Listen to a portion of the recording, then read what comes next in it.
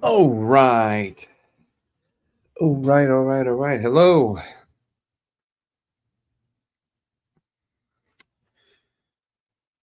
What's up, Jackie? Jackie? Chris?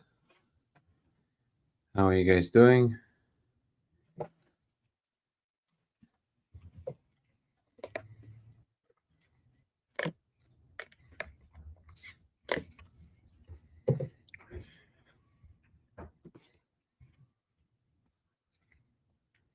I'm reading some of the comments already. What's up, everybody who are joining from TikTok?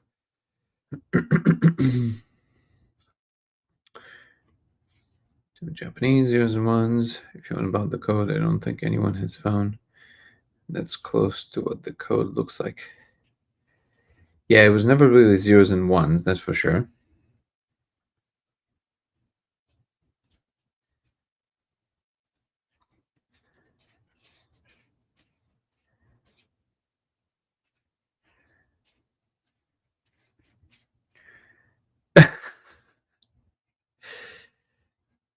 And they can change literally anything is possible, with always the caveat that not in any order and in any time frame. So that's an important portion.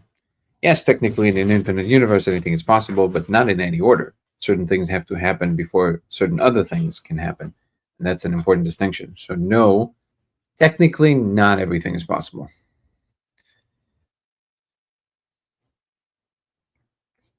And thank you for everybody who is joining us on Twitch. Subcam ESQ delay with the lasers being shipped out. As we said on the website, we actually fixed the problem on our end, but then the tariff thing came in, so now it takes us a little bit longer. We should be able to start shipping the next round from mid-June. So if anybody has an issue with waiting that long, no problem. Just email me. We'll refund you immediately. We never want anybody to feel like they were slighted.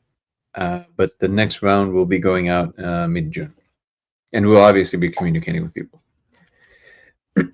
I'm glad you agree. Jackie, Chris, how are you, my brother? So good to see you, Michelle. Road to strength. Love it. Okay. What should be the theme today? You know, I've shared today a video that Carter shared with me yesterday. I hope some of you had the chance to watch it. If you haven't, you should absolutely watch it. It's an incredible little hour-long thingy. This is it is oh wonderful. This chat is already out. I didn't even realize. Thank you for posting that, Limbo Gene. Yeah, it was a lovely conversation by the embodied man. And so the clip that I'm talking about is called The Interbrain: How Collective Dream Weaving Can Heal the World. And I highly recommend you guys watch it. But in the context of that, it's on Discord on the YouTube videos channel. Also, let me open this. Oh, there we go. Wonderful.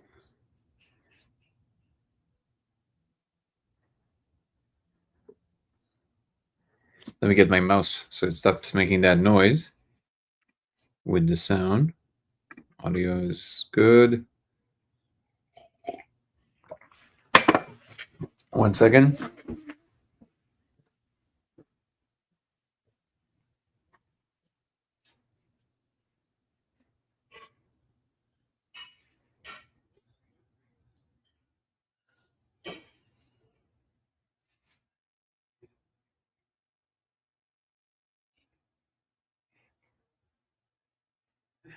It looks so.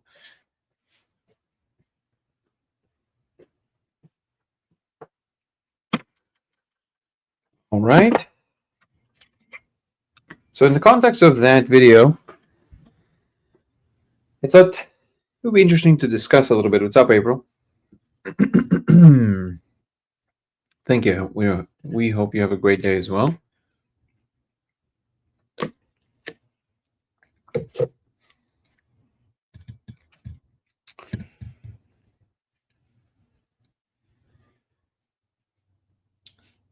Limbo. Gene is asking, what are my thoughts on focal length and depth when viewing the laser code? I'm not quite sure what you mean by that. I know you're referring somehow to the depth perception of the code, but I'm not sure what you're actually asking me.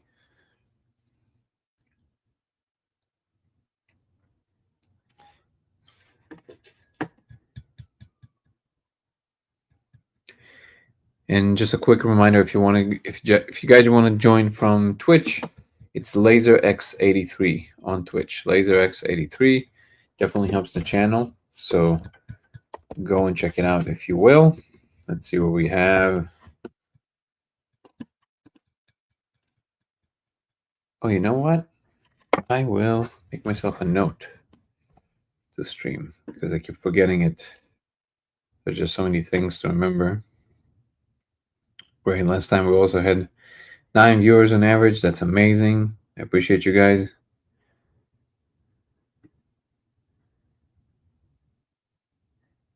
How do I join? Well, I guess we can find out later. But yeah, if you want to follow us on Twitch, you'll be LaserX83. And you will help our Twitch channel grow. And I'm going to make myself a note right now to stream so I don't forget later. Let's see if we can add it from tomorrow onwards.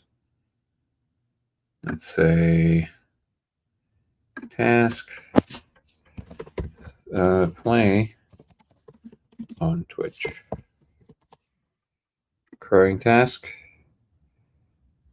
Let's do 30 minutes, no more than that. I know it's an abomination on Twitch. I'm aware of that, but hey, that's all I can give.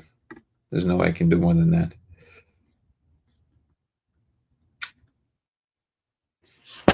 So in the context of the video that I'm mentioning, I thought it would be interesting to talk about frames, because the video is really talking about a new kind of operation between humans that will allow for an inspiration to be the main catalyst for spreading information and ideas versus just the vastness of the tools themselves, which is, so social media and all of that stuff. Now, I think there's still quite a bit to be done in terms of how to address this exactly, but it's a great start. I found this video to be wonderful. I recommend everybody watch it. And what I wanted to raise maybe in the context of that is, what kind of work can we be doing with ourselves personally to help that process to come about? So those were good sounds. So I guess the guiding question for me is, can you reframe?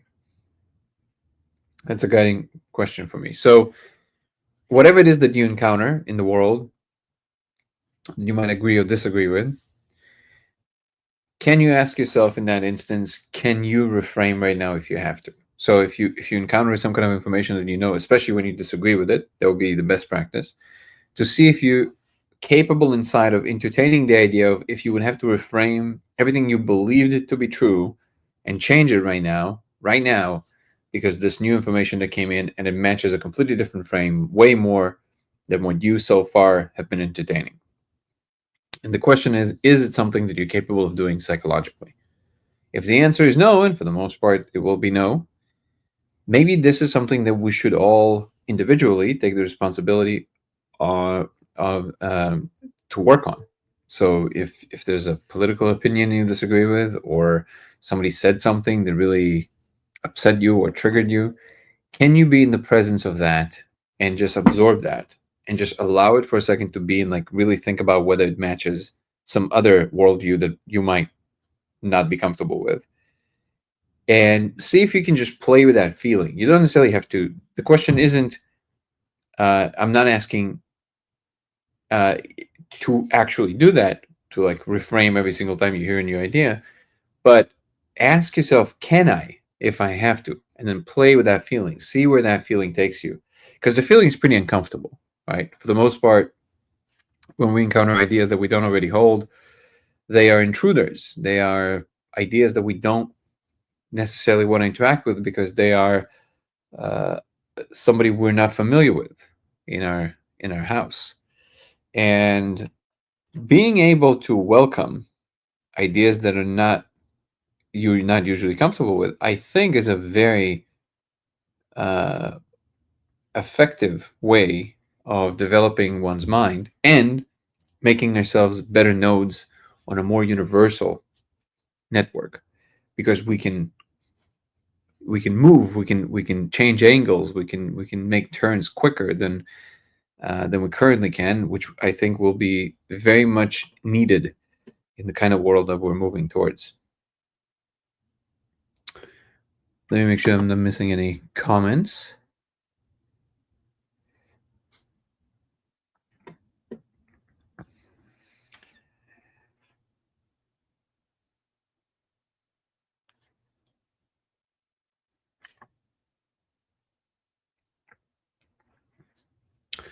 Are we in a simulation? Yes, no, maybe. Yes, we are.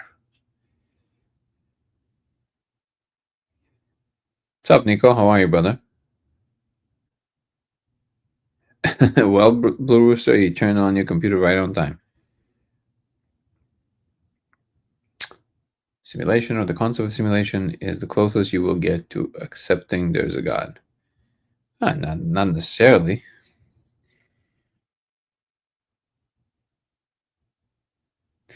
Limbo is clarifying, saying, like, because when you look beyond the laser, that's when it's possible to see it. So if one were to use microscope, one would not want to look at the depth that's on the wall, right? It would be equivalent of looking at the distance in that case, because you're magnifying the the details. Actually, no, it would not be the same. You're right. But no, I think you wouldn't want to. So I've never tried it with a microscope, so it's kind of hard for me to tell what it's going to look like because we don't really know what is the actual place we're looking. But that would be a good way to actually discern if we can see the more detailed version of what the code actually is. Tableau Rooster.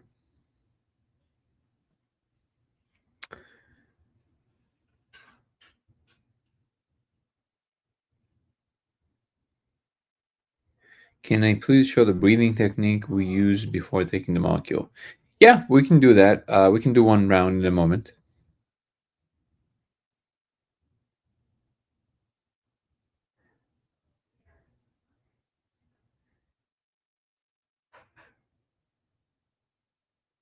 Ebony!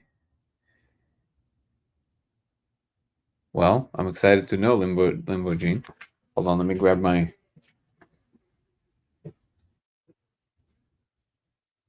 Let me check. And I think they can move your hotels. Should be fine.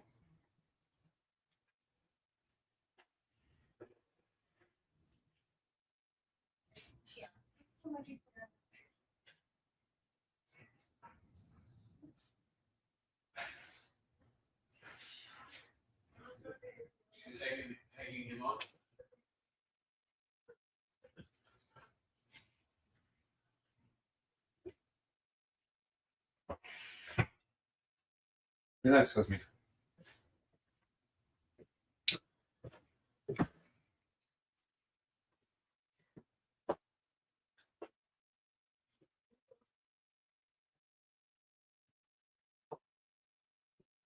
Oh.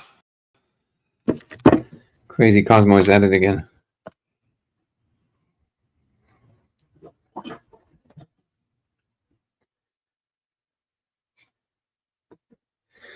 Can you leak who Danny Jones is interviewing today? I don't even know. I guess they did do an interview. No, I don't know if I can say because I'm, I don't know if he wants it out.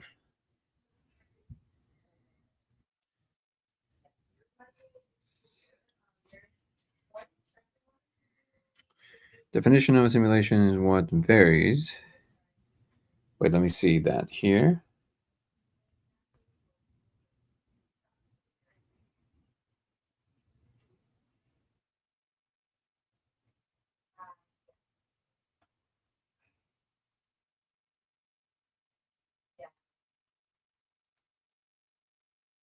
Do I think there are agents in the Matrix?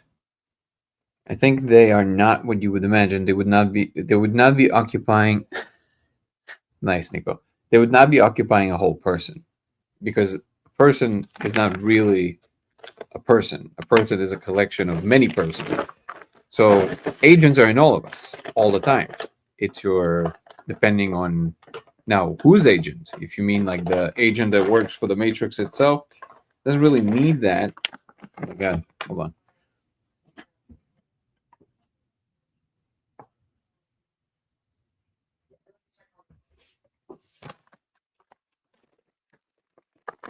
My creatine gummies became a creatine blob because of the heat. Hey, Zena.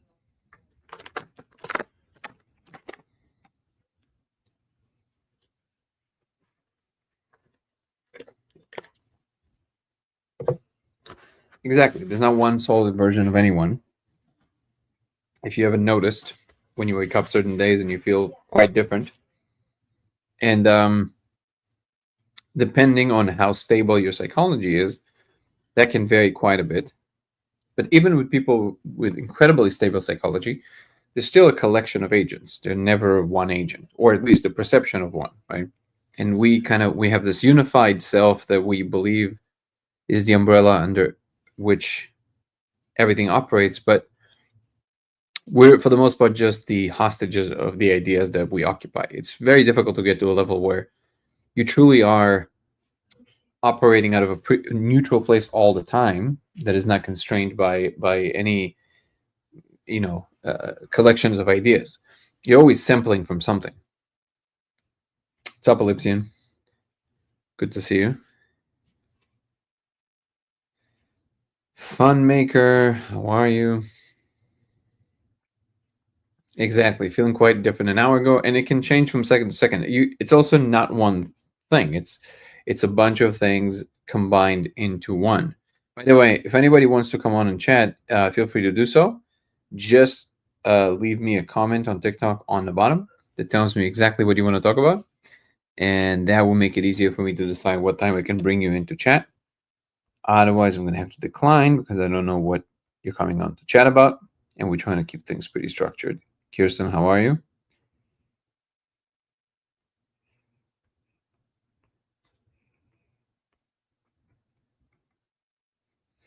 That's the question of agents. So the agents are always in us, and depending agents of what?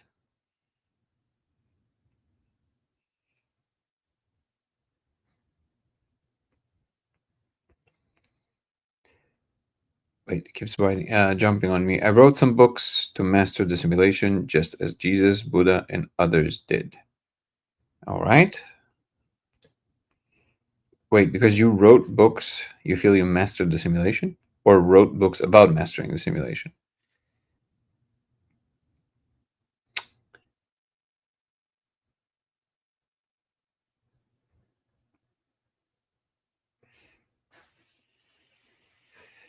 Well, actually no. It seems that pretty concretely, Jesus absolutely was not just a prophet. He is, in fact, on our layer of reality, what you would call God. So this is one of those instances where you might want to ask yourself, can you reframe? And I'm saying this without any bias or preference for this. I just kind of saw it very clearly. Ready, Grandma, some days I wake up and I can tell the day will go by quickly.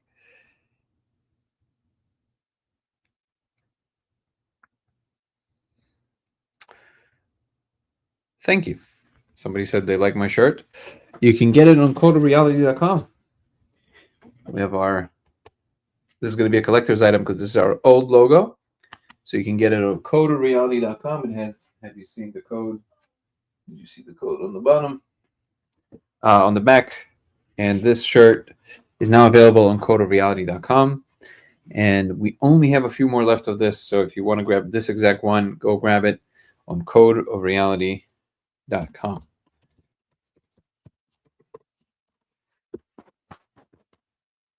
And this will be a collector's item because we are now switching the logo. We have a new logo. So of course you can wait for the new logo, but this I think it's kind of cool to have a limited edition shirt that nobody really is. Oh, nobody can have anymore after this. So go to codereact.com. You can get it that and or the beautiful mug we have. Have you seen the code? That's our mug. Go get it. One of them or both of them. We only have a few more left.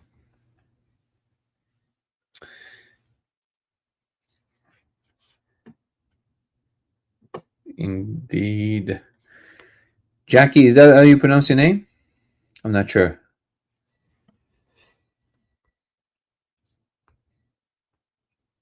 Thank you, Slimmy. Is there a way to wake up 5 years ago and relive life from then? Fix mistakes? That would be cool, wouldn't it? That would be a cool ability.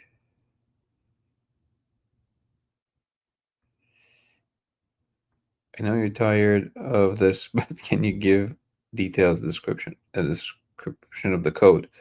It's not really going to give you much. I think I would much rather send you to join our Discord. I'm there. We have an incredible community there. You can find a Discord link in the link tree in the description on TikTok, because people share their representations of the code there, and that would be a lot more effective. The closest I can say is that it kind of looks like Hebrew Japanese mix of some sort, but it's neither of those things. It's just kind of like some kind of an alien information. But you can find images that are getting pretty close. One of our incredible moderators, Ebony, she created one that was pretty good, and people are creating them and putting them on Discord. And you can also find a Discord link on our YouTube channel on the main YouTube page as well. Come join our Discord. We have an incredible community there, so I would encourage you to do so.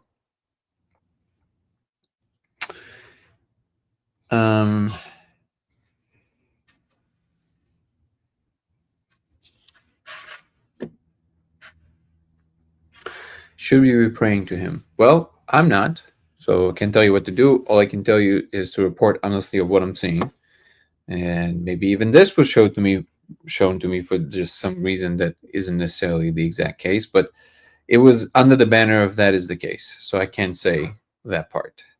That I think if you pray without meaning it anyway, it doesn't really matter. I think it's clear to me at this point that if Jesus is supposed to, awaken whomever, it would come to them, and it would have to be when you did enough work on yourself to open these doors. So I think either way, just living a more positive life, Jesus or no Jesus, a more ethical life, would definitely be a good bet, regardless. And then you opening the door for more beautiful things to happen. And if it tells you and compels you to pray, then I'm pretty sure you're just going to do it automatically. Naps are good. I would agree with that.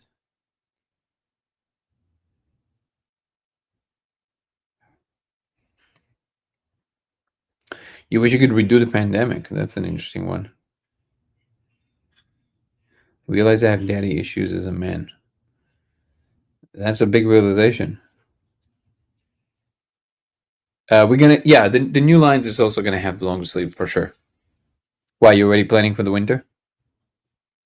Or it's pretty chilly where you are?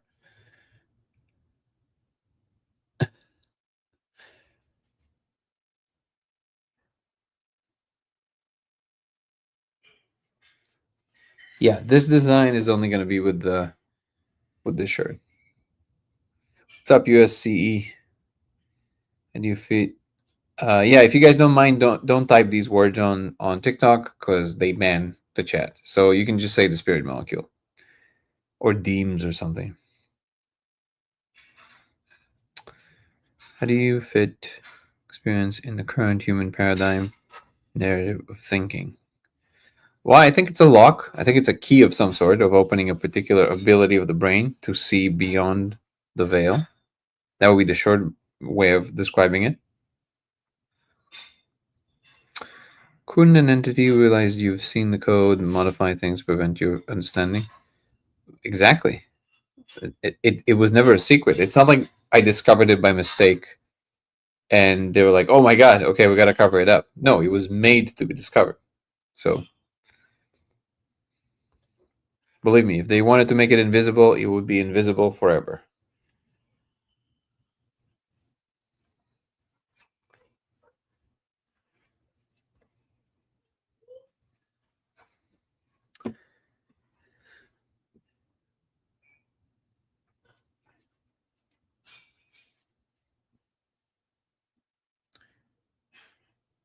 You got an Anthony Fauci tattoo?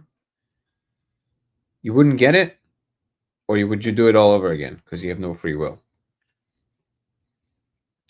Anthony Fauci tattoo is rad, man. That's ball.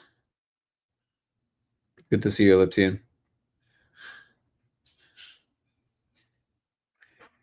Would you say you have Anthony Fauci issues?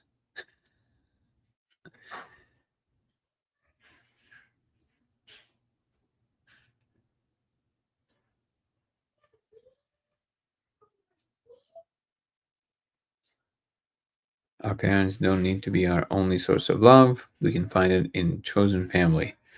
Ourselves, friends, animals, companions, that's all valid. Absolutely. And really finding the channel of love is the main focus, I think. Red laser enhancing glasses. Remind me what those are, AJ?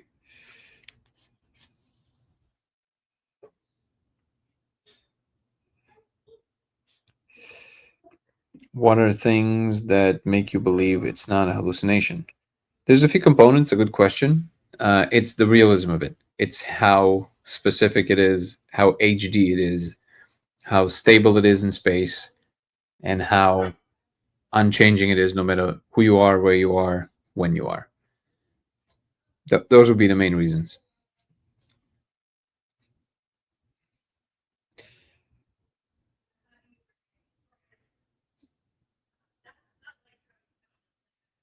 I believe in free will, therefore I have it. All right. And of course, then Poet Society. So they want us to discover the code to help mankind in its evolution. I have no idea why it's discoverable. I'm not going to make these claims. You can only have a free will when you operate through the spirit. Many people are walking robots because they don't want to know themselves, just want to fit in. Maybe, but it feels that from a spiritual perspective, that's a pretty judgy statement, isn't it?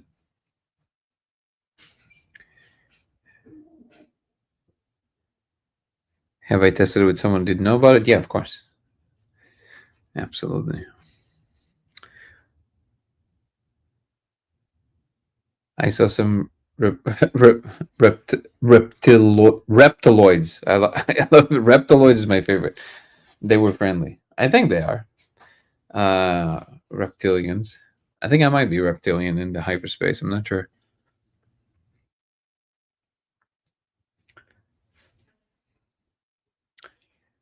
What are your thoughts on I am, therefore I am?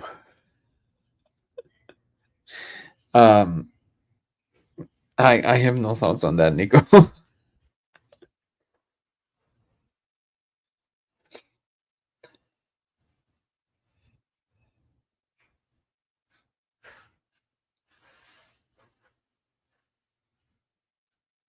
USCE is saying, or was it self-reported? You mean, yeah, some people we told them what to look for, other people just saw it without telling them anything. But the truth is that after you see it, you realize that question doesn't really matter.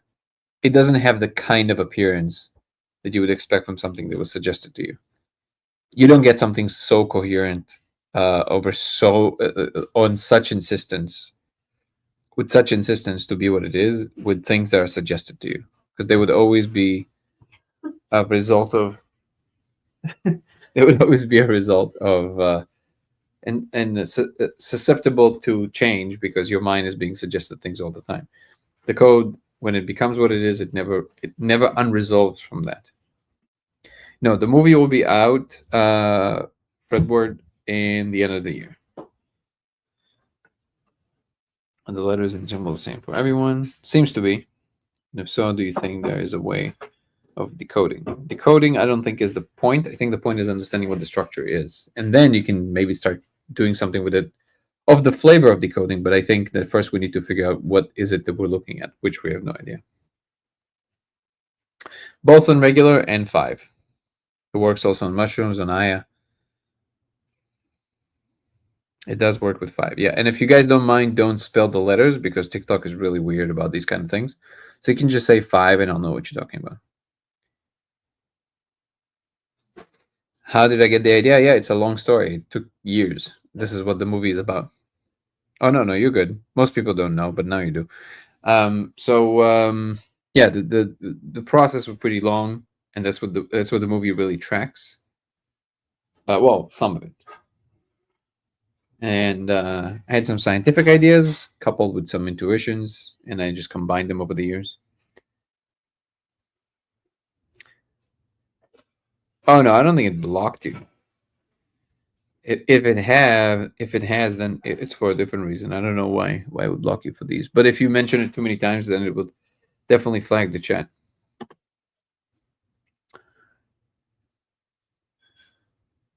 Wait. Blue Rooster, you got the shirt but not the mug? I think they were supposed to be sent together. We're gonna look into this. Will you please send me a message on Discord so I don't forget? The reptilian that are in outer space are more aggressive because of the lower gravity. I mean, that's a lot of assumptions. I don't know how anybody can say things like this with absolute certainty. That I will never understand. Nico is saying is in many worlds, if many worlds is true, probably, then Cosmo would statistically behave sometimes. Oh, the fact that he is always manifesting chaos is proof there's one universe. Yeah, but we're not in all the universes. Come on, man. Also, maybe Cosmo is the one constant. Maybe Cosmo is an agent of chaos in all the universes. Maybe everything else bends to the fact that Cosmo is an agent of chaos in all the universes. Yoo-hoo! Yeah, buying the coffee mug. You can find it on codeofreality.com. Perhaps the code is already decoded. What we see is decoded from vibration or something. I'm not sure what you mean by that. Decoding just means you understanding it. Of course, if the code is running on a substrate that results in entire worlds, then of course the code is like, I don't know. I'm not sure what you mean. Decoding something just means you understanding what it is. If you already know what it is, you don't need to decode it. But if the code is executing under its own logic, it's obviously there's no mystery there to the code. Cosmo is one of my dogs. What's up, Casey? How are you, brother? I'm good. If there's too much background noise, just let me know. Okay. Let me turn you up a little bit. Well, you go get back to your questions if you want. Oh, okay. Yeah, Tom Campbell is great. Saludos a todos. If I film myself viewing the code, can I be in the movie? Depends. If you have cool footage and it matches some kind of a thing that Aaron, the director, needs, then maybe. I can tell you that he has plenty of footage of people doing it, but you never know. So if you want to film yourself and send us the footage, you never know. It might work. Yeah, Casey, I think it is a little bit too much background noise. So you just muted. Thank you, brother.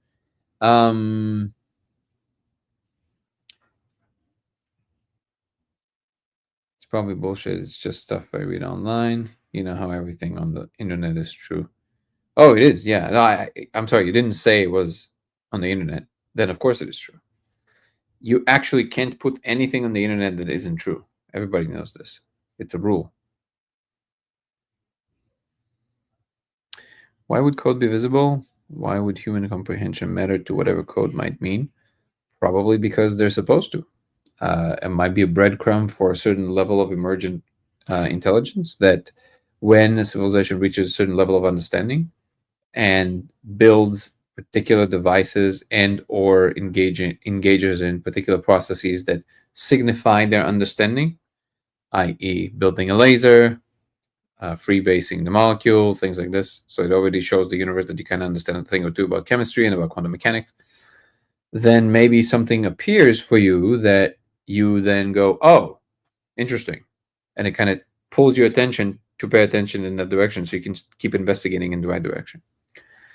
Obviously, it's not a coincidence that it's visible and comprehensible.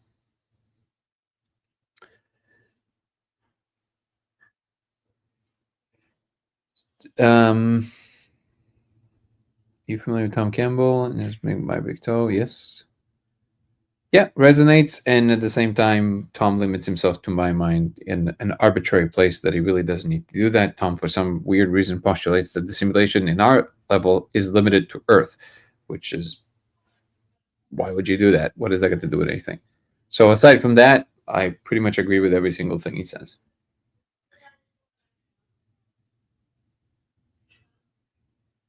Use a laser through my camera lens and could see interesting shapes.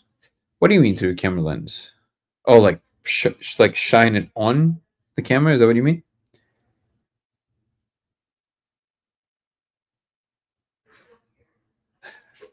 Live from the molecule with Casey. Indeed. Live from the molecule with Casey. Gamma is saying, I mean, it's almost understandable. There's digits and characters that are similar to what we know. It could have been made from symbols much more alien to us. Yeah, but I think that, see, information has a recognizability to it. The fact that it is information would have certain criteria that if a being is universal enough, and humans are definitely universal enough, then the universal being would be able to recognize, even if they don't understand what it is, they would be able to recognize that that is a discernible information versus just nothing. So if there is a form of written language of any kind, there's only so many ways you can create squiggly lines and three-dimensional space. So if you have a universal mind, and again humans do, then you would be able to recognize it even if you don't understand the actual language. So I don't think actually it's a big mystery, to be honest. You got the access to the best cameras in Chicago. Wait, is that Trump? Best cameras in Chicago. Welcome, Mexico. AJ saying, do you think code is universal, interdimensional concept? Is code not a strong human concept? Would it make more sense to call it language or communication instead? Well, I guess it depends of how you want to use it, but no, I would not say that. I would say that it's in the same way that you point to any concept with your words. There are things that you're pointing to that are universal, like what code is. So no, code is absolute. So language is code. It's not the other way around. Code is not. You can say that code is language, but it would be more accurate to say that language is a type of a code.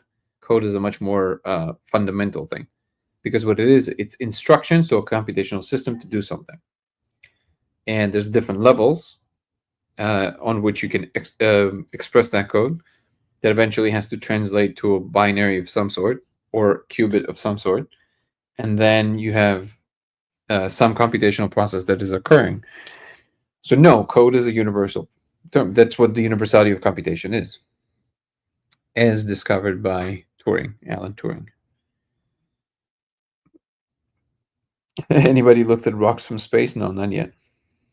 The movie will be out in the end of the year, closer to the end of the year. Thank you for asking, by the way.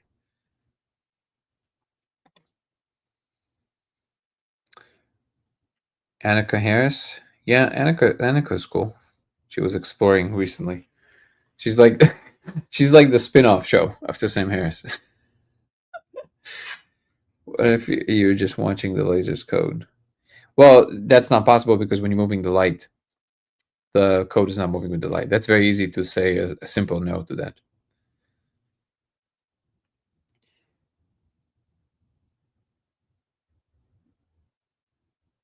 Yeah, if it would be in the light, then when you would be moving the light, the codes would be moving with it, and they don't. So that's a simple no. I think that the eyes are a tool to decipher this material plane. The camera lens is similar. Would you experiment? Try to replicate it through my camera lens. Is there any way to send you? Yeah, absolutely. Please. If you can send it to lasersimulationx@gmail.com. If you go to codeofreality.com, the website on the screen right now, my email is listed there. lasersimulationx@gmail.com.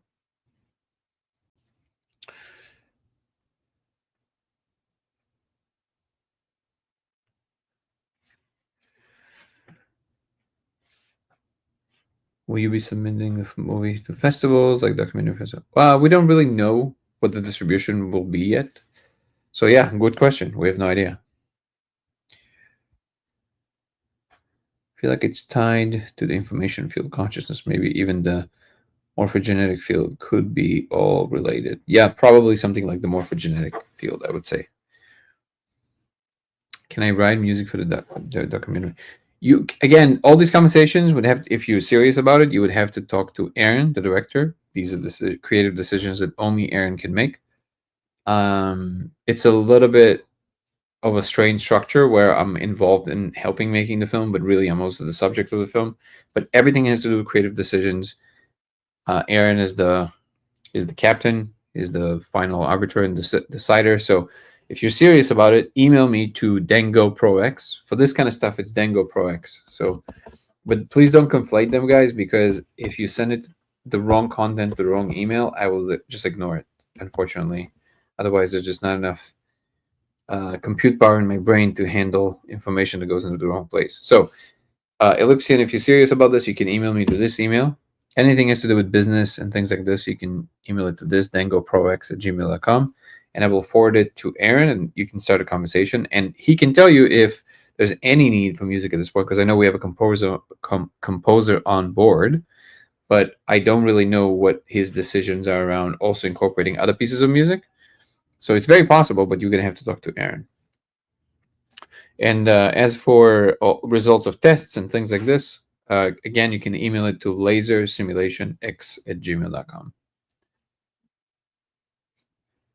So interesting. It reminds me of that AI game where the characters are conscious and you can speak to them, and there's like this wall they can go past in their city. And with the, what's his name?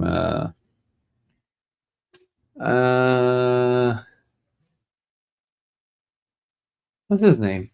Yeah. Ryan Reynolds, right? There's a movie with him.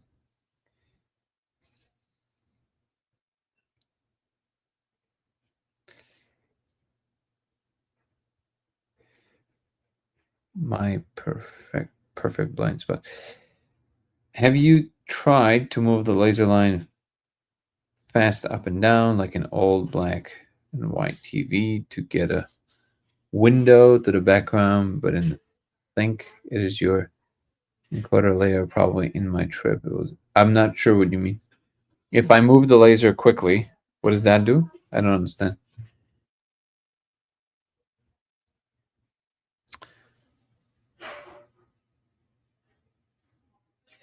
You saw notification I reconnected with my father.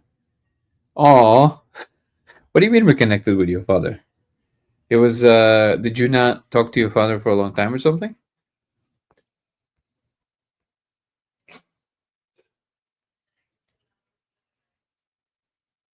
That is awesome.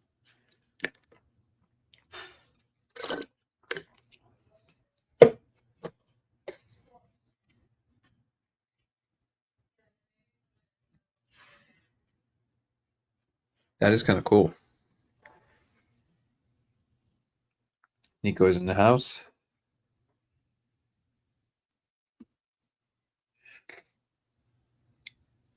So that thing I started talking about before with reframing, I think I'm interested in encouraging more people to actually try versus just think about it as an idea.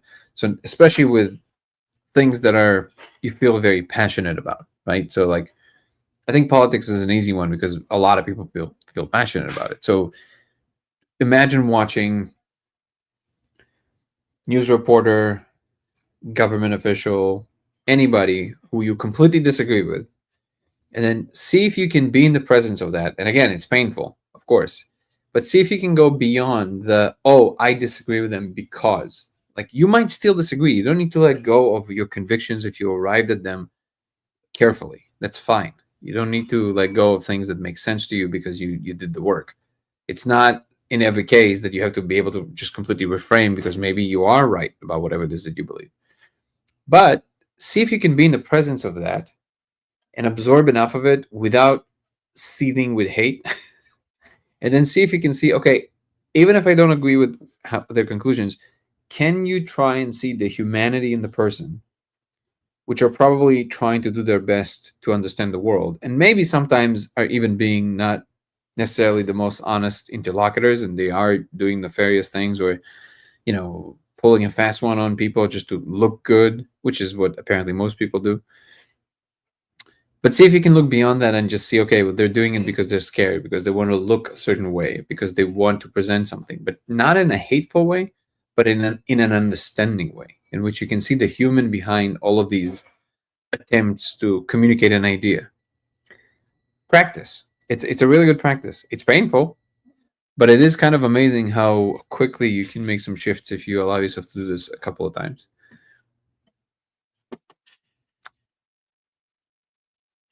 Talking about daddy issues a second ago. It's kind of scary. Yeah, full of frustration. We eventually worked it out. We had dinner. A lot of emotions from my father. Wow, that is big. That is amazing. Thank you for sharing. Looked up gravity affecting behavior out of curiosity.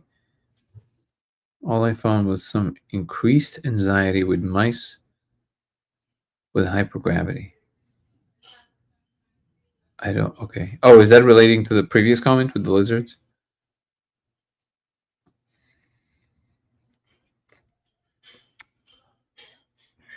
Got it. Okay, that makes sense.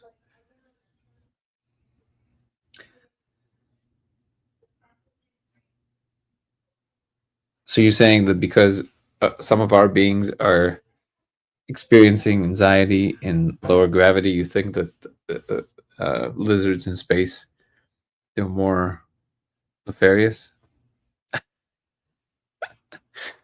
That's a good method.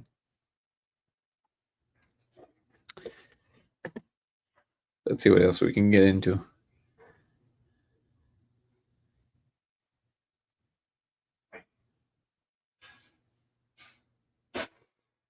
Zivapel saying, I usually ask people a simple question to see where they are philosophically. Can I ask you the question? Sure thing.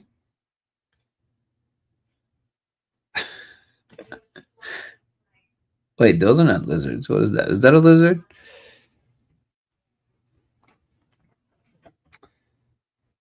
What's up, Dummy Tree? Good to have you. Crazy Damp.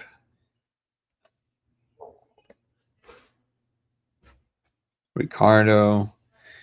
Did the universe originally come from nothing? That's not a question that you can answer in like 2 seconds. There's no way. Good to have you, Dimitri.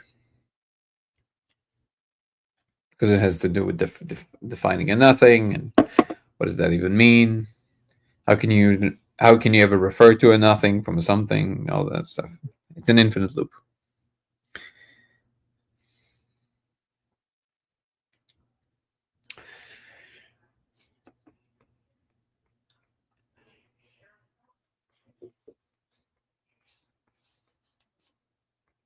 I always approach this from the other side, which is asking from the perspective of having something for sure. Thinking along the lines of like, what is the ultimate container? I call it the container problem. What is the thing that contains existence as a whole?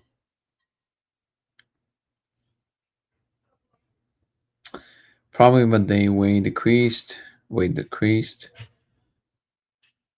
I need to look at the study again to see if they were raised or just tested as adults.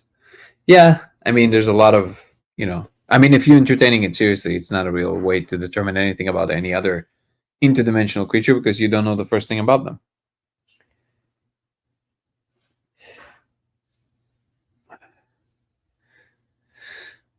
So put in Paulie. Why do you think the entity presented itself to you as a frog?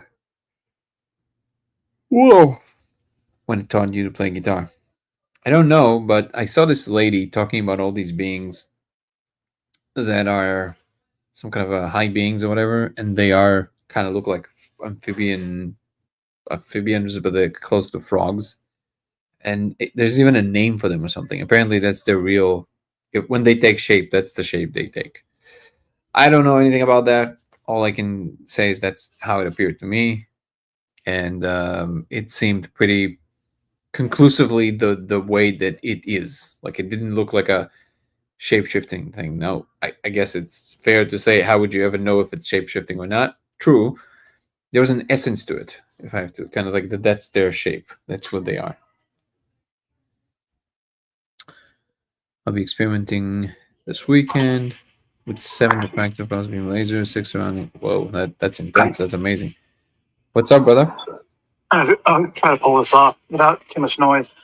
The point about the beans, I had a thought that, you know how you talk about how ultimately it's a very lonely, all singular place in the universe. Mm-hmm. So I started thinking about it, and I thought to myself, you know what? In my experience with beings coming into the room, no molecule, there was always one other person in the room in both times. And I thought about for so long, what could it be? And then it occurred to me, well, hey, if we are truly all alone in this universe, then we must be generating everything from ourselves. And I thought, well, the first time it was a very, very friendly woman or girl in the room, and that lended itself to the being that arrived. And the second time it was kind of a hard-edged dude that happened to be in the room, and it was a very hard-edged being that I experienced. Oh, interesting. Both times they both froze and didn't move the entire time an incident occurred. So then I thought about it. I go, yeah, even like when you were down by the swimming pool with all the people and the whole cabaret show, that thing you're talking about. Mm-hmm. Yeah, many people, many manifestations. I was like, it's interesting. It could be something like that.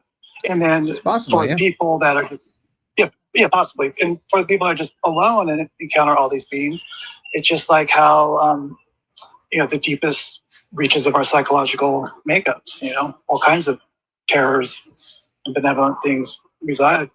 And maybe even the manifestation of the higher self of each person. Like you can see their higher self, basically. Exactly right. Mm-hmm. Yeah. Yeah. No, very, very open to that for sure. Yeah. It's very possible. Okay, it's getting loud. Better mute. What's up, brother? Danny, how's it going, brother? I'm going great. How are you? Doing great. It's I've been dark on this app for a year and a half now. It's my first time going live in about 16 months or so. Wow. So it's good to be back. Well, welcome back. Were you streaming a lot before? I was making content and going live about every day. Okay. So I think I mentioned the other day I had a kid, so took a break, and honestly, took a break from Dimitri from DMT as well, because it's like one of those red pill, blue pill scenarios, Mm-hmm. where like I just decided I wanted to take the blue pill and live in this fantasy, like my fear was that I would travel somewhere and be stuck there and not be able to come back home, or to what I think is home now, Yeah. I don't know if you ever feel that way, but we see so much on these journeys that it blends what reality really is, and you wonder what is real. Is this life I'm living now? Is this the only one? And I really don't think so, but I'm gonna definitely enjoy it while I'm here. Kind of like a Rick and Morty situation where you land in a different universe and you can never come back. Yeah, that's like the fear, yeah. So I'm like, I think learning from the spirit molecule, really getting the lessons that it teaches you is the most important, valuable thing, because it really has taught me that this life is precious and to be in the present moment, because it's truly a gift that we have to live in this life. Yeah. Appreciate every single moment of it. I would agree with all of this. Absolutely. I don't know. I caught the tail end of your prog guitar story, but you mind telling me what you saw in that one? Yeah, it was the event that basically started the whole journey that eventually culminated in the laser, which is that I had a being that I smoked a bunch of it, and I had a being appear in my room that was as real as a person, and that never happened to me before. Like, we're not talking like a presence or in the periphery, or like as solid as a person standing next to me. and he looked like a frog dude, and almost as tall as the ceiling. And he looked at me, and I looked at him, and I was like, "All right, all right, I guess I really did it this time." And then he pointed to the guitar. And he said, "Go to the guitar." And I immediately resisted because I said, like, "Oh, it's trying to communicate through like music theory or something," and I'm just practicing. I don't know enough music to do something like that. But he insisted. He's like, "Go, just go." I was like, "Okay." So then I go to the guitar. I sit down, and he disappeared from one side of the room and appeared right next to me in the speed of light, like that. And then he put his frog fingers on the guitar, and he was showing me, "Here, like this, do this." And I kept on following what he was doing, and then I realized that every time I was strumming, it made sense. Like it was chords that amount to something. Like it's actual melody. So he was basically saying, you don't know how to do this, but I'm telling you how to do this. So I'm real. I'm giving you real information. And then That's amazing. yeah, that's the thing that basically at that moment I realized that nothing will ever be the same again. That's the moment that I realized that this space is actually real, because up until that point it wasn't clear to me at all. Even though I've experienced some pretty wild things, I think it's a good point to mention that this molecule had stopped working for you before that even occurred. No, that's not true. I thought you were saying that you were done a ton and Mhm. it just wasn't working. No, I Yeah. never said it wasn't working. Oh, okay. I thought it wasn't working for you. No. I did a bunch of it, but it was never like that. I never had an experience. I never had an experience where it was as real life. That had never happened to me before. So that's the I think what's different for your experience. You're having open eye visuals in the same room that you're in, and that's very different from what I experience. I usually leave this universe. I'm not even here anymore. You know, usually when I go in, I blindfold myself. I plug my ears or I meditate, and I don't even recognize anything. I'm No, that completely gone happens from too. here. That happens too. I can do both. It depends on the amount of DMT. Depends on a lot of things, right?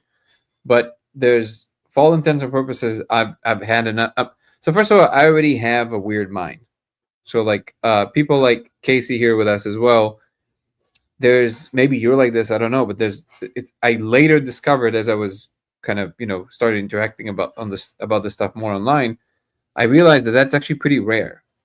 That the being fully functioning is pretty rare, and I didn't know that. So like for me, yeah, you can go to hyperspace, and if you smoke enough of it, you go into hyperspace, and you don't even remember there's anything like this. It's called human. You don't know anything. You're just like in crazy land, and then you come back and you slowly recall that there's human or whatever.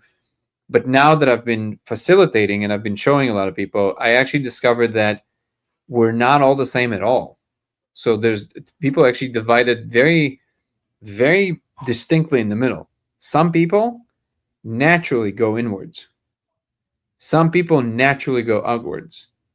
And that's just a predispensation, and you can't change that. So like if people are naturally going inwards, I can tell them all day, hey, just you want to explore, you want to open your eyes?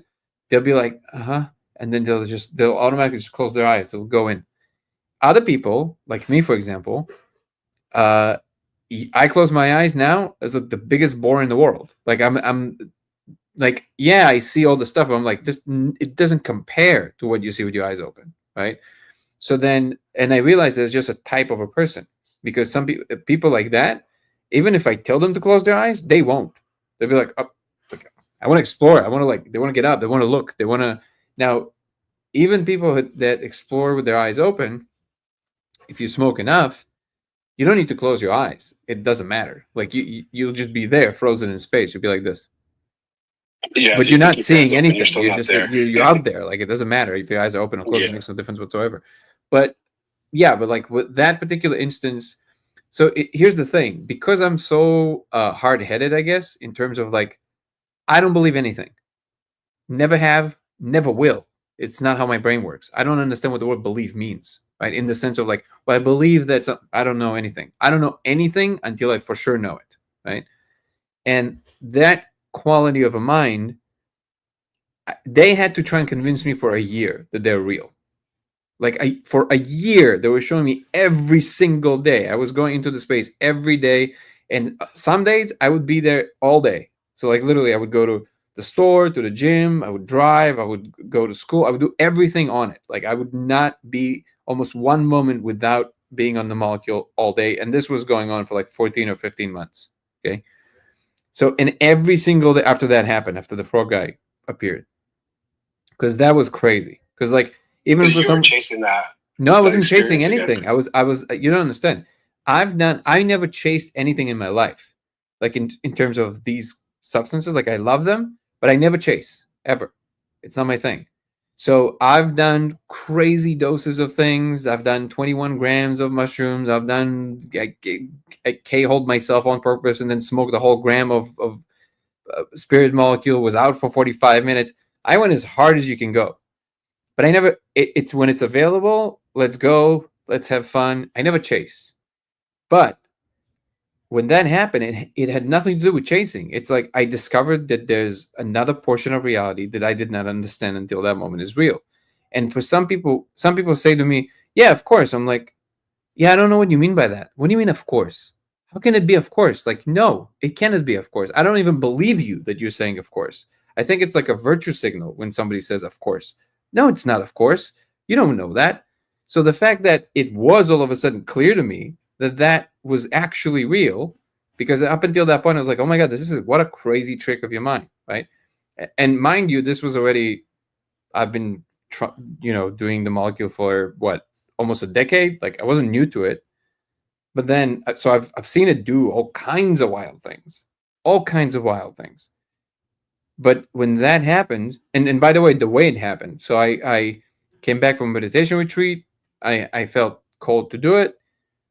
Sat down, smoked a bunch of it. Like I had this like special device, like a vaporizer. You can vaporize as much as you want. It has like a ceramic straw, and you just, one of these.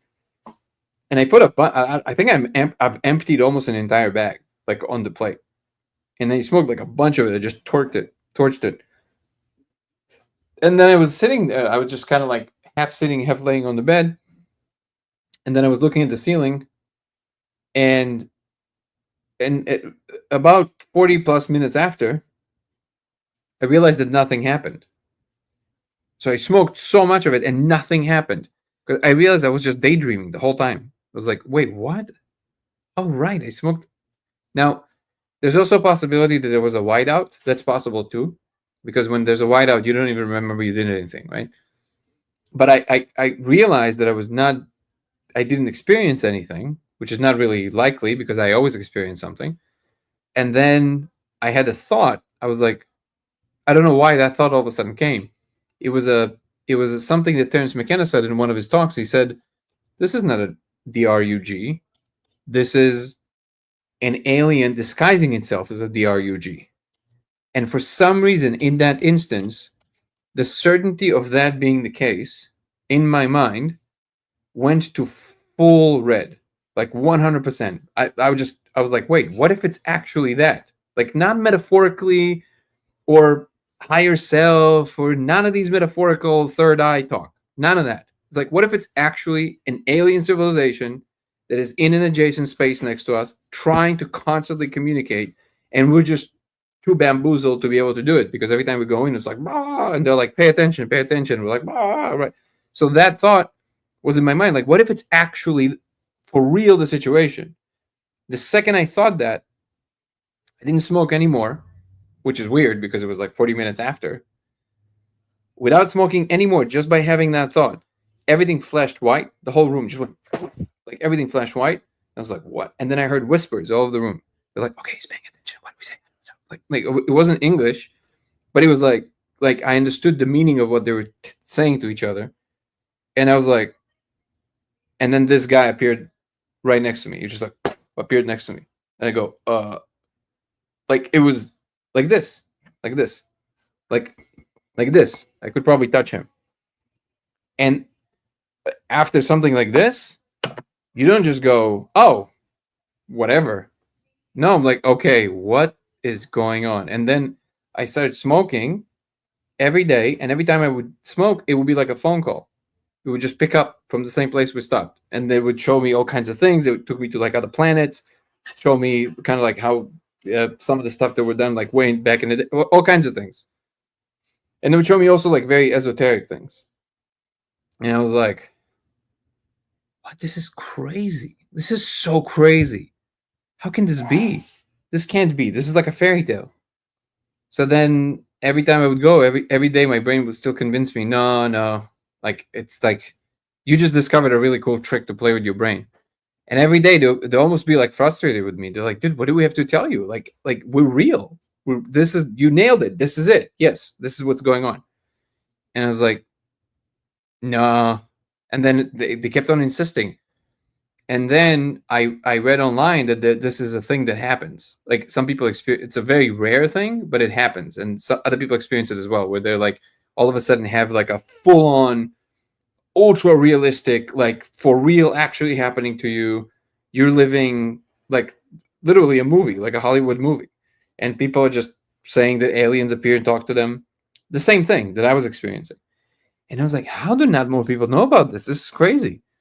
So then I started trying to figure it out. I said, okay, well, if this place is real, and now I knew it was, so I was like, okay, well then there must be a way to discern this. Like we should be able, with science, to find a way to make that distinction, whether it's real or not real. And that's what got me on this journey. And then eventually it was like, I tried to ask them I can potentially prove it. They were never very forthcoming. They never really told me any information on that in that regard. I now understand that I think it's either not allowed or it doesn't really translate in the same way that information would translate in our space. But then something else started coming in, which I didn't expect at all, because in my mind it was like, okay, well maybe they're like a parallel universe, like an orthogonal space to ours, and there's some kind of a relationship between the spaces, and we can talk about it and all kinds of stuff like that. But then they started showing me like glimpses, like visions, where I'm plugged in, like we're living inside their space. And one time I saw other people flying into their space, and then these like, I don't know what to call them. I always say snake-like, but they're not snakes. They're just like things that are just coming from the ground with like VR glasses and just sit on people's faces, and like people just being shown content, so they don't interrupt them because they're flying into their space all the time. And I was like, oh, that's what these trips are, because I felt gravity. Like I landed in their space and I felt like gravity, like regular gravity. And I was sitting there without these goggles, and I saw other people flying in, and goggles were like. And then I saw one of the beings kind of working on something on the wall. But again, what I'm telling you was like real. So I'm looking and I'm like, what? And then I looked at that being, and I remember looking at him and telepathically, I'm like, what if I'm going to tell people? And he just looked at me, and in the most neutral expression I've ever heard in my life, I heard what truth it sounds like the flattest pond you can imagine. There's no wrinkle on it.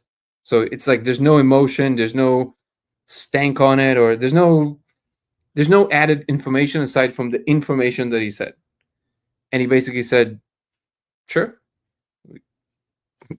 do what you want to do. Like there's nothing changes anything. It's already what it is. So it's like, you do whatever you want to do. You want to tell people, by all means, do whatever you got to do. It's not a secret. It's just like, if you figure it out, you figure it out. So from that point on, I became very interested in figuring it out, if there's a way to conclusively say whether it's real or not real.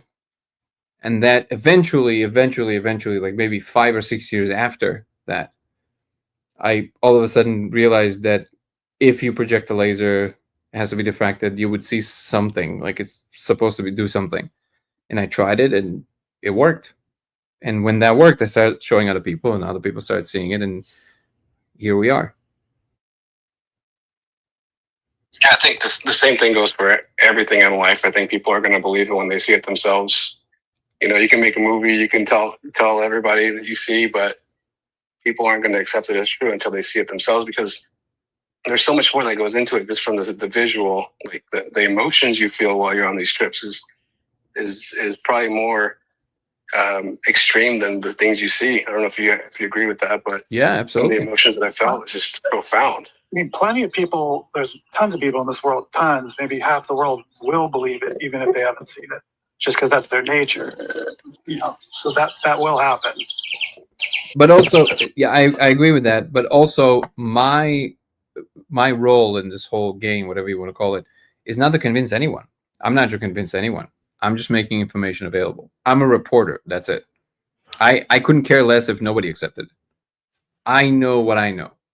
And because I know how my brain works, I know what it takes for any kind of an idea to graduate in my brain to knowledge. The whole world can tell me I'm wrong. And if I know I'm right, they're wrong. And that is something that I can't explain to anyone because it just sounds like, like, oh, you think you're, I'm like, no, it's like, I don't see my role as convincing anyone. I can make it available. I can make what I believe to be happening as an available explanation, but I'm not going to try and pretend like I know more than I do, but I'm also not going to pretend that I don't know what I do know, right? So then the way we're trying to tackle it is, you see me showing up here, on a semi-daily basis.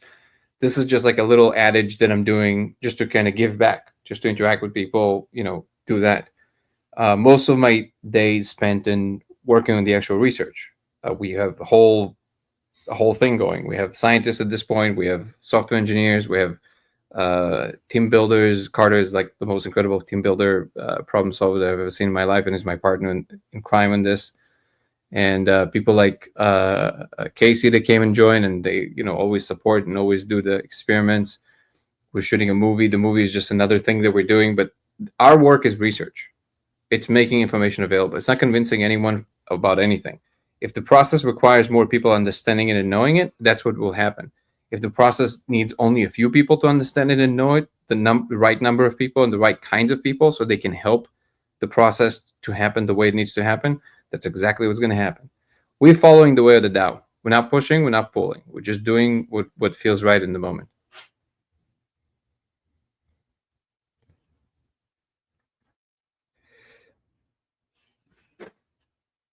Let's see, there's a bunch of comments. Joe criticized by Kai Dickens for not communicating her conviction with body language. Do you believe Kai Dickens? Wait, say it again. Joe criticized Kai Dickens for not communicating her convictions with body language. Do you believe Kai Dickens? Oh, I don't know if he criticized her in that regard. I think she's very well intentioned. I think she believes it entirely. I think that if the information was presented exactly how she presented it, there's a strong case there. However, I wouldn't rule out that the whole thing is a mass delusion. I wouldn't rule it out. No. Because when I listen to the specifics of the first experiment, at least, I don't even understand how that ever passed anyone's guard. Like, that's obviously, like, the mother is right in front of her. Like, what? Like, of course, like, it's like, so the communicational bias is so enormous there, right? There's the one with the Indian kid is interesting to me because they said that he was on the other side of the room, but again, I wasn't there, so it's hard to know what they fudged and they didn't fudge. We'll wait results. Super open to it. Sounds like there's definitely something there. I know that there are abilities. John Chavez was just studying with the kids that are blindfolded, and they can see, through the blindfold. This is now pretty substantiated, that study at least. So there's definitely abilities. Like, there's no question about that at this point. Is that particular thing also one of these abilities? Maybe. My thing with Kai Dickens is that I feel that her methodology is still very flimsy, and she doesn't understand it. So the scientist that she was interviewing, that was kind of like the main character in her podcast, I think has a much stronger grip on what's going on there, and she was studying it for apparently decades. But again, it would have to go through the rigor of science. I think enough minds are now open-minded, even in the scientific community, to be able to kind of interact with it in a real way. And if there is something there to be substantiated, it will be. And it will go through every test that science wants to throw at it, I think.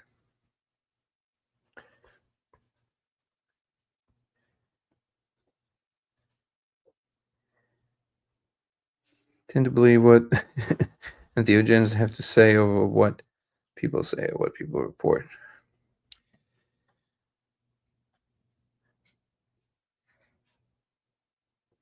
It's just that the one thing that makes me a little makes me pause there is that it's a 180 turn from these kids are like extremely um,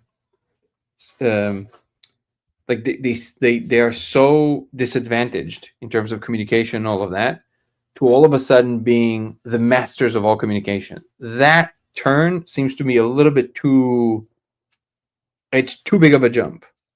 But if the information is there, the information is there. It's just that what will be required to truly substantiate this is, it's enormous. And also it's from a aesthetic point of view, it is strange that whatever the divine plan is, if there is one, would include that only the ones that are the most handicapped in some ways are the ones that are allowed to enter these. Like it just feels true on the nose. It's kind of like the mother of all virtue signals, right? Like these people who you thought, it's kind of like the ultimate plot, right? The people who you thought the most disenfranchised are the ones that are the luckiest, because it's like, it seems arbitrary. Like there would be a middle ground. There will be people. There will be either a reason for that you can point to, or there will be a gradation. There will be a continuum along which everybody are sitting, and you would see a lot more people, I think, with semi abilities like that, right? And maybe that is the case. Maybe the case is that because they are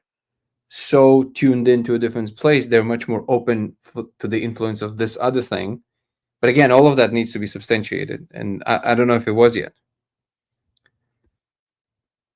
Okay, so I get what you're saying, and at the same time, it just as like when we look at the code, it seems so foreign to us. Yet it could be the underlying code of everything. mhm. And so, yeah, they just perhaps, I totally understand what you're saying. I get the same gist, but it could be that there is a layer of our reality that they're able to perceive that we still can't understand, that they can, that allows them to. Maybe, more than- yeah, maybe. I could guess be. I'm waiting for the Maybe, why. Yeah. But again, like I said, I'm very open to it. I think that one thing I always take from this is that the surprise, and maybe it's just a psychological thing that I just don't feel, and maybe that's why it's hard for me to understand. But I will never understand why people that are presenting ideas that are going against a major status quo are surprised that there's a pushback. I will never understand this. It's like, what? Totally. Of course, like obviously. Common sense. It's Right? like, yeah, it's like that's just good. I don't know if that fits with what I'm about to say, but what's been occurring, I'm sure I'm not getting it, but when people like or Gallimore and all these guys are talking about seeing entities or all the mapping all these spaces, why is that any different than what we're talking about with the code? Because into their mind, I think it's too simplistic. Like in order, okay, there yeah, you go. it's too simplistic. It's like, what do you mean? You're just gonna present the laser and that's it? What the chances that there's a higher chance that this is just a hallucination than, because we had to build a lab, we had to figure out how to brain scan, we had to train people how to stay in this. There's a lot of work that had to be done to make it so, right? You're just gonna project a laser and you're gonna see something. Come on, get out of here. That's basically the attitude, right? Yeah, well, I think that's the natural progression, and they're not getting it. That it's becoming more simple each time someone evolves it. Sure, they built a scaffolding, but then the next guy, comes along and right. But also, if you look at what a telescope is, it's relatively simple. It's not that complicated, but it's the putting things together. So it's not like I arrived at the laser like that. Like it wasn't easy. It was like a lot. When you're picking from an infinite space, it's kind of hard to know what you don't know. When you already know what the answer is, if the answer is simple, it's easy to point to the answer and go like, well, it can't be that simple. Well, it's not how to do it. It's the fact that you now know how to do it. The old famous story with they call a mechanic to the factory because one of their machines broke, and The mechanic looks at the machines, takes one screwdriver, screws one screw, the whole thing starts working, and he says $1,000. And they say, "What do you mean Right. $1,000?" Like, that's crazy. $1,000 for screwing one screw, and then he says, "Well, no, it's $1 screwing one screw. It's $999 to know what to screw." Yeah. Right? You It's think like, a lot of this you got from your grandfather? the what? This like just a genetic or ability to figure out the most simplest term for something so complex? No, I have no idea. I'm not claiming any knowledge of what No, I what. just mean it might be in your genes. Maybe Wasn't I have a way. I have a way of looking at things. things. I have a way of looking at things that is a very mainstream. So it's like, what is it really? So the question that always guides me is, what is it really? So I never get lost in the philosophical sidestep that some definitely philosophers, but even some scientists like to make, which is that they go, "What do you mean by real?" I don't bite. I don't think that's a necessary question. Okay? You know what's real. You can't walk through the wall, that's real. Okay? Now people say, "No, but you can't actually," like, okay, I don't get lost in these questions. So there's something that things are that there actually are. And my mind is always trying to discern what is that really. If I'm talking to you, if you're saying things to me and I don't understand, if now obviously if it's a situation where the emotions run high, that will be more difficult because I get emotionally hijacked, and that's a different situation.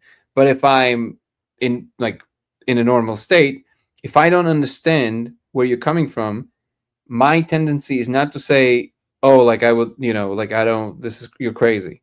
My tendency is to like, "Okay, well, what is it really? Like, what is it really that you're trying to do right now? What is it really you're trying to say right now? What is actually happening right now? Right? What is actually going on? Because something is actually going on." Right, this is the thing that we always kind of like sliding off of. Something is actually going on with other people, with the world. So I think that when we I would say pretend, because I don't think that's actually a real conundrum. I think when we pretend that the most obvious thing needs an explanation, that's where people lose themselves, because it's like some things don't require an explanation. How do you know that pain is bad? Well, that's the definition of it. Like it unnecessary pain is bad. That's the definition of it. You don't need to know what suffering, why suffering is, if unnecessary suffering should be avoided. If you need an explanation as to why that is, you're not invited to participate in my conversation. You don't know what you're talking about. It's like some things should be obvious, right? And everything should be questioned, but not to the nth degree where it loses the plot and anything that is relevant to anything. So there's a horizon within which anybody can play that makes sense for whatever you're trying to ask, and beyond it, it doesn't make any more sense. Asking, it's like Sam once said, if you ask, "Is the worst misery for everyone actually bad?" This is where you hit the bottom of what is it, the bottom of something with the shovel of a stupid question, something like that. So it's like there's certain things that are just obviously true, right, for the relevance of that instance, and what my brain is doing is always dialed into that one thing. So under that banner, I realized that if the space is real, there has to be some answers here, and that's the thing that kept on guiding me towards it. Like I couldn't let it go. And for example, people come in and say, it's all about the experience, it's all about the feeling. Sure, the feeling is part of it, but there's also a thing there that is happening that gives rise to everything that you're experiencing and your feelings and all of that stuff. So I don't really know. I think actually my grandfather, to be honest, was a lot more emotionally dull. Like I don't think he was interacting with the emotional space that much, to be honest. But he was definitely a good scientist. So maybe in that regard, and maybe it's like a combination of being open-minded towards like the more esoteric, but still keeping the rigor intact. Maybe that's what it is. I have no idea. But I appreciate the compliment. You mentioned suffering. I just thought I'd throw out there really quick. One red flag for me is when somebody mentions suffering is necessary to heal. That's always like a red flag. Like, okay. I don't know if it's true. Oh, for me, big time. If Yeah, I don't know if somebody's it's true. promoting, you need to suffer in order for you to heal right now. I always just go, watch out. Yeah, I think that now it might be true, but I don't know if it is true. I don't know if it's an obvious thing. I think that it's simply that certain people never see direct experience of something. I know from meditation that it's possible to feel bliss, and when you do feel that, you know it's not the opposite of suffering. It has nothing to do with suffering. It's just a state of alignment with everything. But maybe you can define suffering as being misaligned from everything. But here again, you're getting into like the definitions that don't actually matter to anything. Well, it's all subjective too. Everybody sees suffering differently too.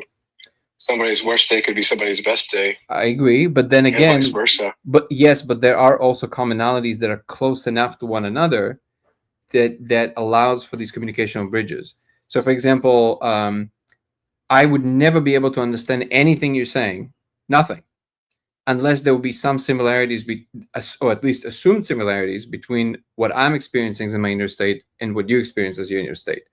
If you're saying to me, okay, I'll make it even more specific. You come by, we set up, yeah, we're gonna have some coffee.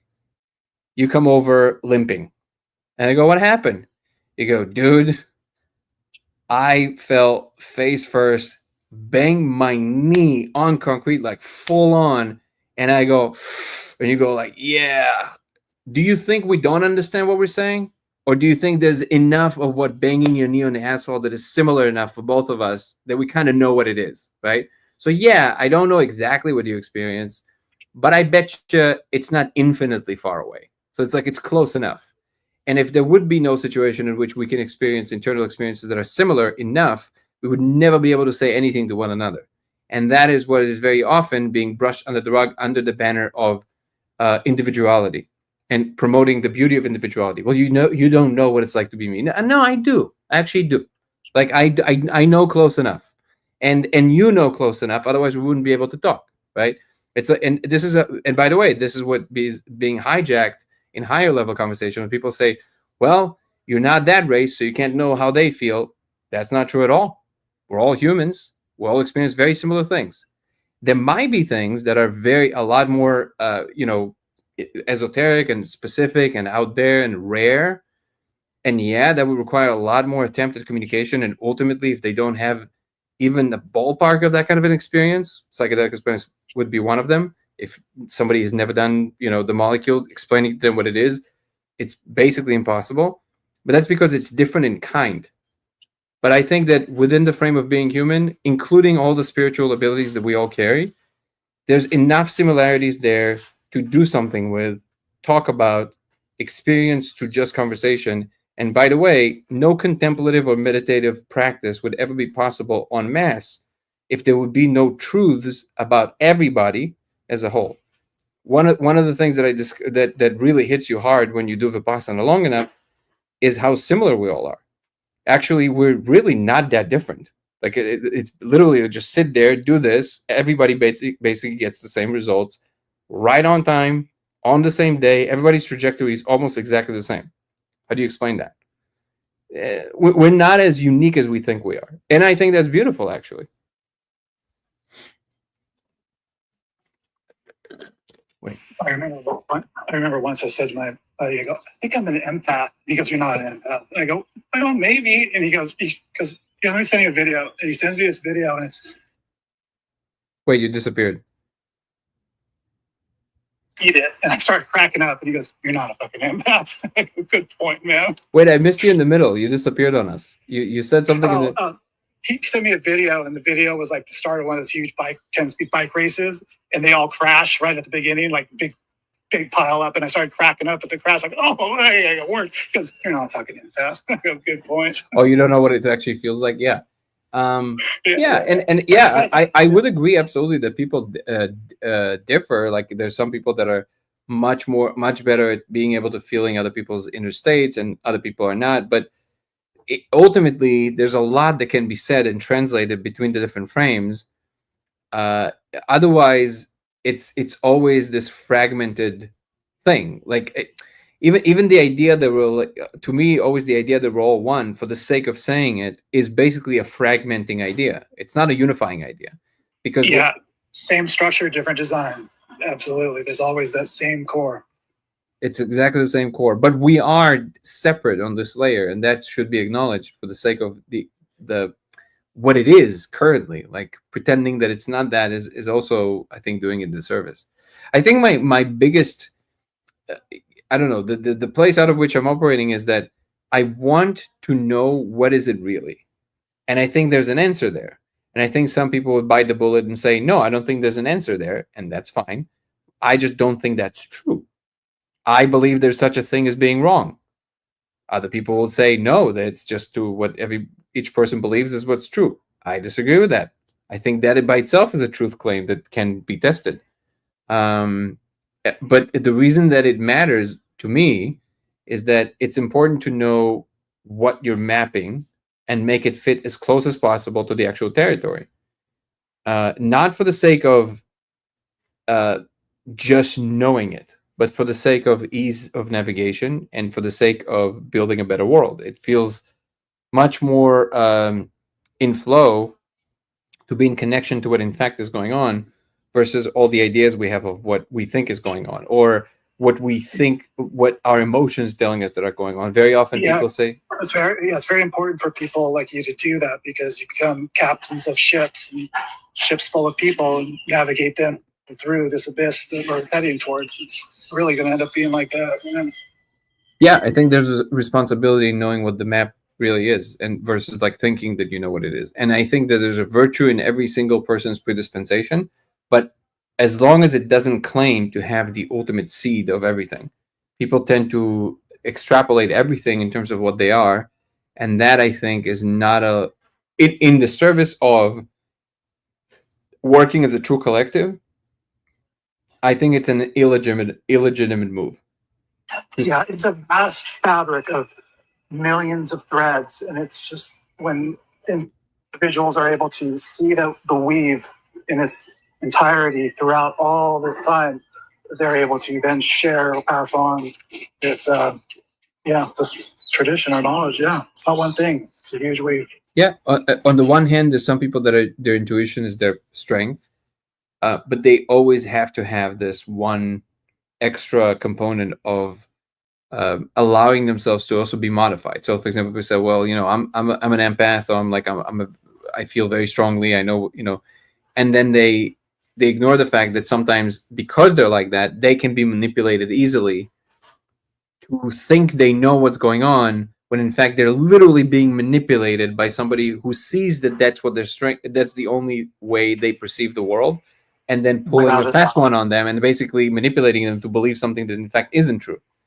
And that's so true. Yeah, and so you have to be aware of that, right? So it's like, yeah, you can't just follow your intuition. It's not always going to be true. It's there's other ways of knowing, and they also need to be incorporated.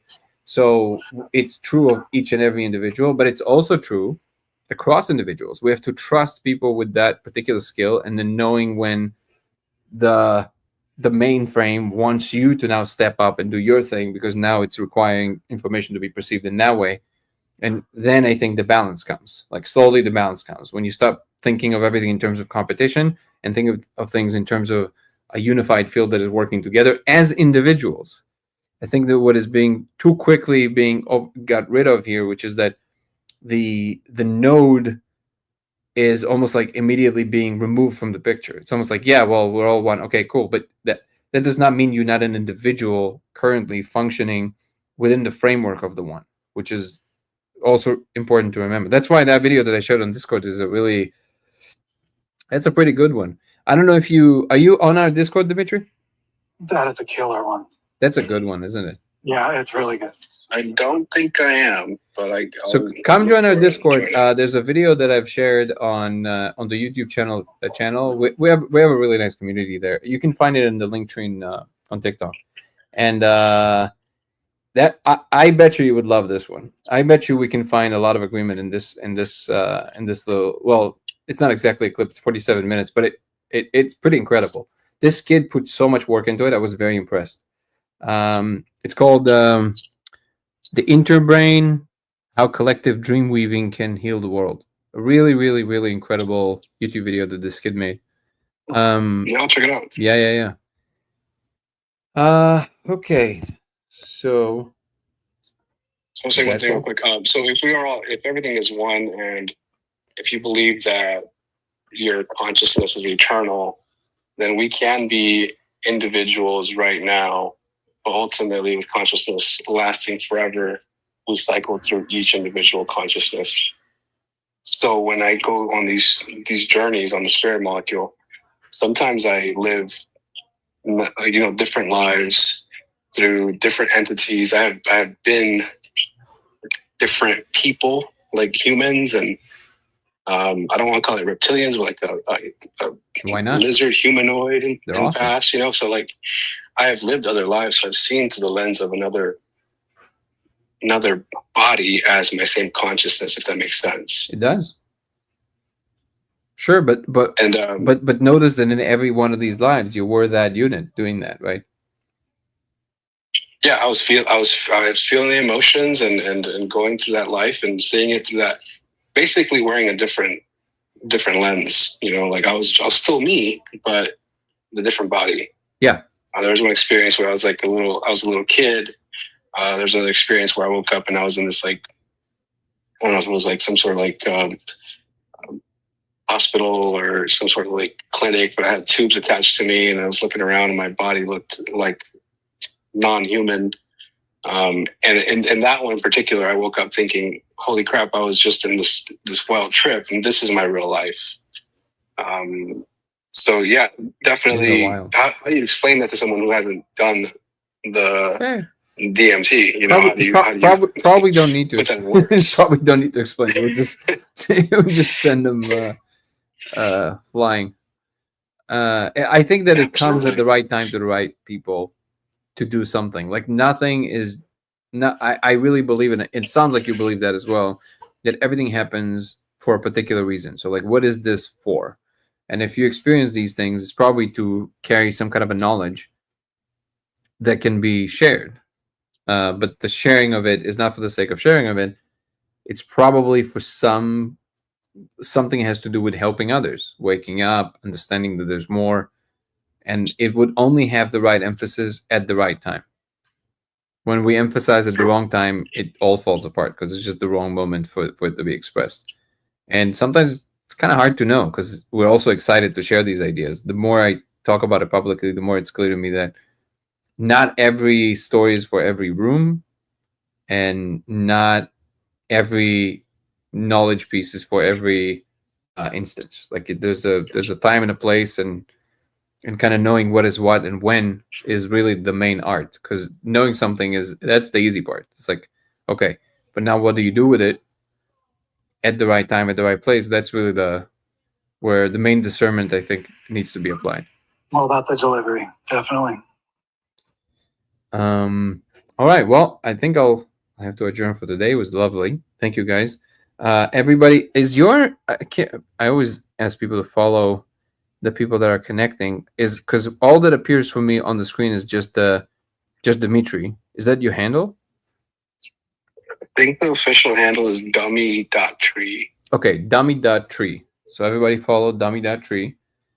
And Casey, CAW_AHA. CAW_AHA. Thank you guys for joining on TikTok. I appreciate you very much. And if you guys want to follow me across platforms, you'll be Danny Goller on TikTok and Instagram. It will be Goller Danny on X, LaserX83 on Twitch, and Dango Thoughts on YouTube. DANGO Thoughts on YouTube. You can also join the membership program on YouTube, which will give you access to weekly lives aside from these daily lives. Those are for members only, where we dive much deeper into subjects. We watch videos, talk about aliens, break down papers, talk much more in depth about things. They're a lot of fun, and usually they happen on Sundays. If you join the membership program, you get access to those as well, and of course to all the previous ones. You get early access to all my content. You get access to private things from my life that will live nowhere else ever but on YouTube members. And even to Zoom calls with me if you join from the second tier and up. And you can check out the website, codeofreality.com, where we have updates on everything we're doing. And we have this great merch, including this shirt with our old logo. With this. And you can also get the mug. Again, go get these because we only have a few left. These are collector's items. We'll never have these again because we have a new logo and those will not exist anymore. All of that can be found on codeofreality.com. And of course, I highly recommend that you guys join our Discord group because we have wonderful people there that are sharing all kinds of fun ideas of this kind. You can find it both on my link tree on TikTok and on the main page on YouTube. Third link from the top. Thank you so much, everybody who joined. Evil Icon, always see you. I really appreciate you. Nico, love you, brother. Thank you so much to our incredible moderators, both here and on Discord, Ebony and Chris and Guru and Jessica. Thank you, guys. And thank you for all the regular community members. I really appreciate you guys. This community would not be possible without you. Christopher, just now saw you here. Think a video game, other entities, does it bother you? If not, why? Other entities don't bother me because it really matters. The only thing that matters is your immediate state of mind. The here, the now, the presence. You can be upset in 3D, and you can also be upset at 5D. Anybody who thinks that their problems are going to be solved because they're going to ascend to the five dimensions, no, you're just going to be pissed off at 5 dimensions. Wherever you are, wherever you go, there you are. It's always your choice of how you're feeling in the moment. So it's actually better to get all our bearings in place and our balance in place before we ascend anywhere. So I always say it doesn't matter what beings are going to come. It doesn't matter if the disclosure is going to happen. Nothing really matters aside from how you choose to feel in the moment. That's the only skill you should ever care about. It doesn't matter how many dimensions you're going to be occupying. Ultimately, your experience is your experience no matter where you find it. And these are always under your control and your ability to maneuver and balance. So that's why meeting other beings from other dimensions is not really different to me than meeting other people in New York City. To me, they're basically the same. I hope this answers your question. And with that lovely message of hope and love, I love you guys. Thank you so much for being here. See you tomorrow. Peace and love. Ciao. Peace and love, brother. Peace. Bye. See you guys. Have a good night.